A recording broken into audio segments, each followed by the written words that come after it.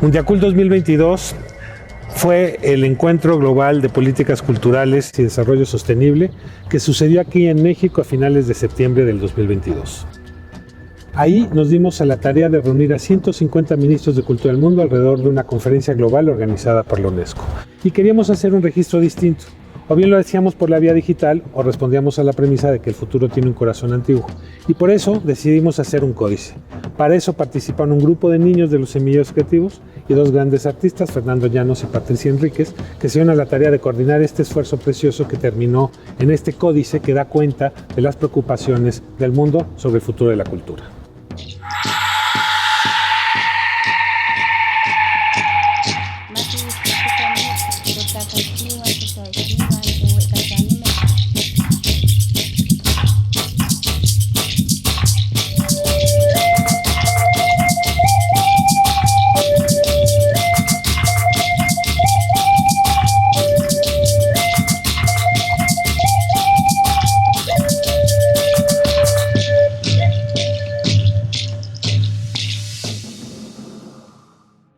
¿Se han preguntado ustedes para qué sirve un códice? En ellos, las culturas de Mesoamérica plasmaron sus ideas, su religión, su geografía, su historia. Siglos y siglos de conocimiento humano. Son una ventana que desde la actualidad nos permite conocer cómo eran estos pueblos mesoamericanos. ¿Para qué serviría un códice en pleno siglo XXI? Durante los siguientes minutos veremos a un grupo de artistas, de niños, escribir un códice que sirvió para contar la historia de lo que sucedió el día que se reunieron 150 países alrededor de una fogata global para pensar sobre el futuro de la cultura y las artes. Los códices, como objetos culturales, han sido fundamentales para las culturas de Mesoamérica y siguen siendo utilizados por los pueblos indígenas actuales para la defensa de sus derechos, de su identidad, de su cultura en general. Como todos los libros y manuscritos que se han producido en la humanidad, son objetos que nos permiten tener un diálogo intercultural, que nos permita comprender las ideas que se tienen respecto a la cultura, respecto a la identidad, la sustentabilidad y otros tópicos fundamentales para poder entendernos en la actualidad. Creo que ese sería como uno de los principales objetivos de poder llevar a cabo un códice actual. Traer al presente ese tipo de herencia visual gráfica de toda Mesoamérica y revisarla para integrarlo en una reflexión contemporánea que tiene que ver con sostenibilidad, biodiversidad, economía creativa, políticas culturales, cuestiones de recursos renovables y no renovados, la importancia de la colectividad, la importancia de la paz, arte y naturaleza y de los patrimonios culturales. Retratar esas preocupaciones de las ponencias, las ideas, las iniciativas de los 265 ponentes en esos 3 días en el encuentro Mundiacult. Poder registrar, hacer una crónica de este evento tan extraordinario que tiene que ver con esta charla en momentos muy difíciles del mundo. Y traducirlo a unos valores, a una narrativa, a unos símbolos. Pues también hablar de la importancia de la memoria, hablar de este tipo de materiales que tienen que ver con recursos naturales, locales, que han sido integrados desde hace siglos.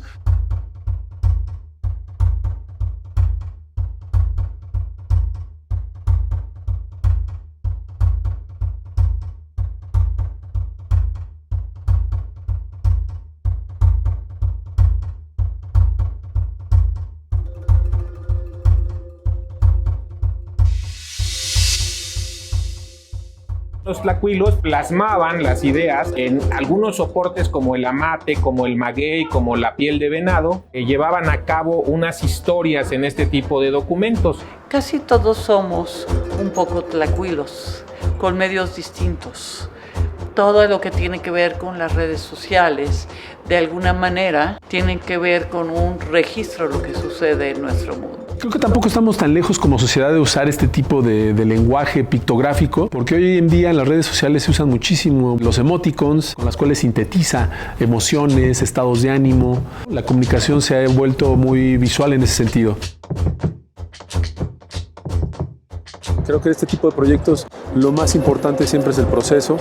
Entonces, el paso número 1 que hicimos para empezar a hacer este códice fue investigar, sobre todo con una eminencia como el doctor Baltasar, que es uno de los mayores conocedores de este tema. Nos dio una serie de ideas de las cuales partir, una serie de libros, nos mostró muchos códices, nos dijo qué tipo de narrativas se aplicó en qué tipo de latitudes para poder adentrarnos en el tema, investigar con qué materiales se hacían, de dónde vienen esos materiales. Retomamos materiales antiguos, materiales prehispánicos, como el papel amate.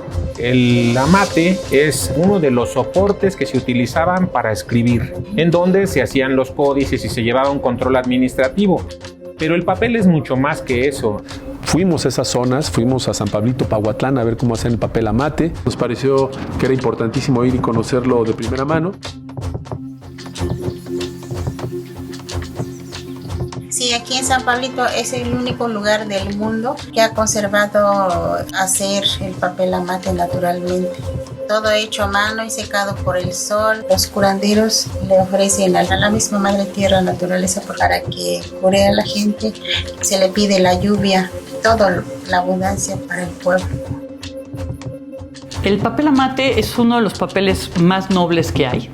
Es un papel muy vulnerable, pero al mismo tiempo muy fuerte, porque ha resistido tanto tiempo. El papel amate nos parece también muy congruente con el medio ambiente, si se está hablando de sustentabilidad, que va muy de acuerdo a muchos de los temas que se trataron en estas mesas. También nos parece un formato novedoso y que de alguna manera el futuro sí se tiene que reconciliar mucho con su pasado para poder tener viabilidad. Hablando de materiales vinculados a los códices prehispánicos, también fuimos a Oaxaca a conocer la grana cochinilla. O en casi todos los códices del México antiguo están pintados o tienen el rojo de la grana cochinilla. Y es clasificada como insecto que cuando molemos nos da un color rojo.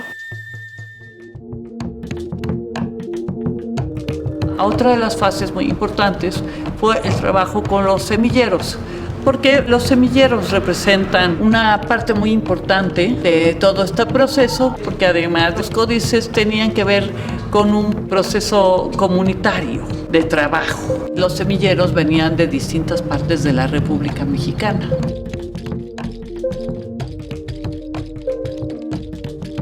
Y entre los coordinadores y los niños, niñas y jóvenes, pues todos tratábamos de representar de lo que se estaba hablando.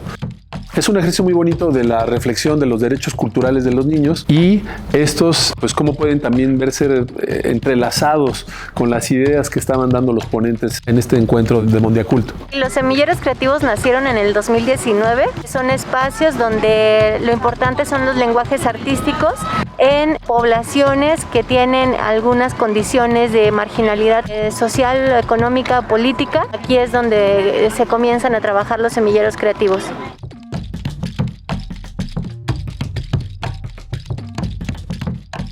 Tengo 24 años y ser mujer en Ecatepec pues es una problemática difícil, ya que día con día se viven feminicidios, ataques a las mujeres y también la violencia que se ha generalizado. Es una situación complicada, pero siempre se tiene la resistencia desde la cultura, la educación, para compartir con todos y empezar a hacer comunidad. Pues sobre todo el trabajar con infancias y con adolescencias que también tienen voz y que tienen que resistir en un México actual. Creo que es una juventud que ya no calla, creo que también es una juventud que valora la diversidad, que están inmersos en esta cultura global, que está impregnada a partir pues, de los medios de comunicación. La juventud de ahora grita mucho ser escuchada. Yo siento que soy muy pequeño y la ciudad es gigantesca. Hay que tener fe en nosotros para que los demás vean de qué somos capaces. Que la deforestación, que el calentamiento global, que la contaminación, podemos plasmar todas esas ideas en un papel, en un lienzo, crear conciencia en la gente de todas las problemáticas que estamos viviendo.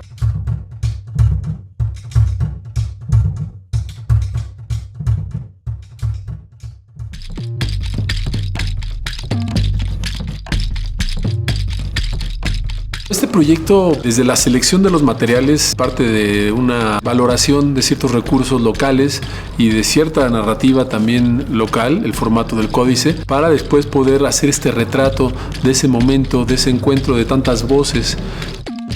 Decidimos abordar este códice, desarrollarlo en un políptico de 4 pliegos completos de papel amate de diferentes tonalidades cada uno y abordar como ciertos intereses a través de cada uno de los papeles. Entonces, en el primero hablamos del corazón de esta cuestión que surge muy festiva en el centro de una pirámide invertida que está hecha con libros, el acceso al conocimiento. Generalmente, pues la base de la pirámide es donde hay más gente, donde se tiene menos recursos, y aquí decidimos invertirla y que eso sea la plataforma donde la gente puede tener mayor divertimento, porque hay unas figuras de gente bailando.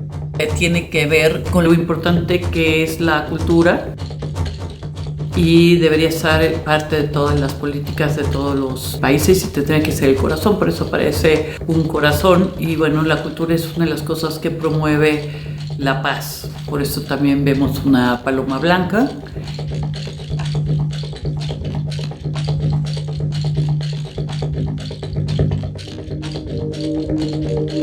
En el segundo tenemos un mapamundi con la biodiversidad, con las referencias geográficas de dónde sucedió el encuentro en la Ciudad de México y obviamente más personajes enmarcando el mapamundi.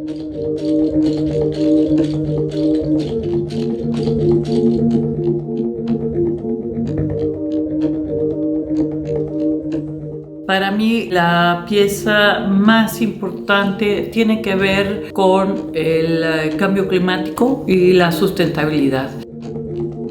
Podemos tratar de arreglar todos los problemas, pero sin planeta no tenemos nada.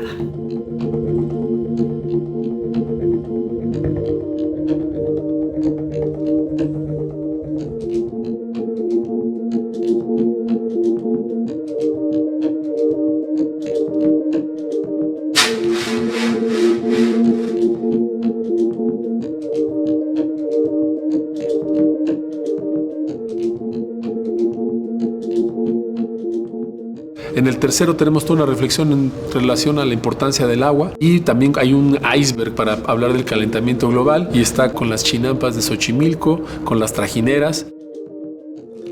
Y vienen escrito lo que serían los objetivos de Mundiacult en cada una de estas chinampas o parte de los objetivos.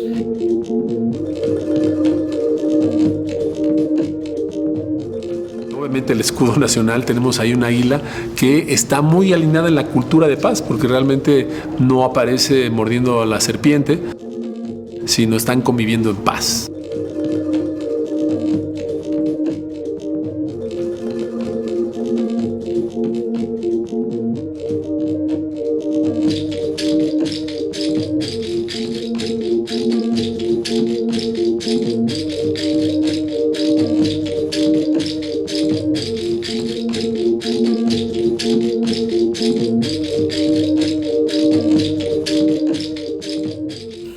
Este tiene distintos temas. Entre uno de los temas más importantes es la economía naranja. La economía naranja tiene que ver con la economía de las artes. Fue uno de los temas que más se tocó y más se habló.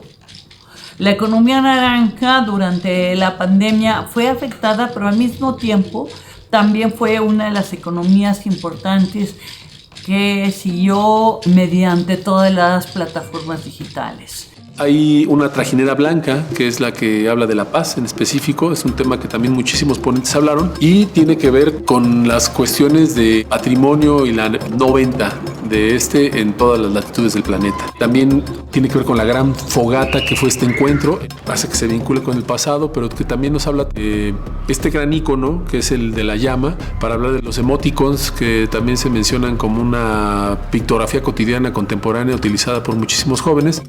Como el fuego no se puede vender, al final se tiene que compartir, es como el conocimiento, es como la cultura, o sea, tiene un valor en relación a su función.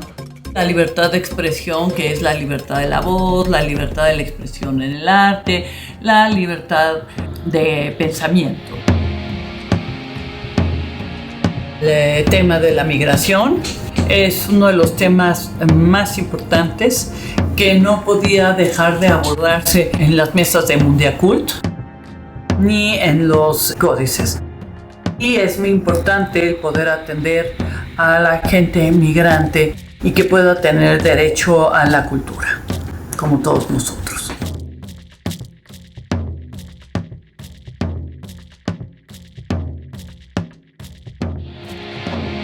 Fue muy satisfactorio el poder trabajar con una comunidad de jóvenes, con la comunidad de cultura, con una comunidad internacional, en un momento en donde el mundo está muy complicado y se reunieron muchas personas para poder mejorar el mundo, hacer una mejor vida para todos.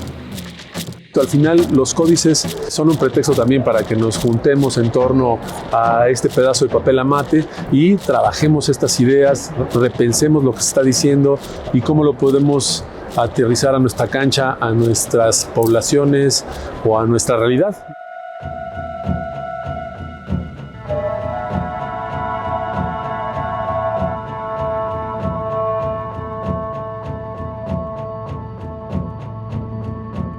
En el Códice pues todos estamos creando pues ese trabajo colaborativo que es bastante enriquecedor y que nos lleva pues muchísimas experiencias o muchísimas enseñanzas pues a cada una de las comunidades que pues estamos trabajando aquí, ¿no?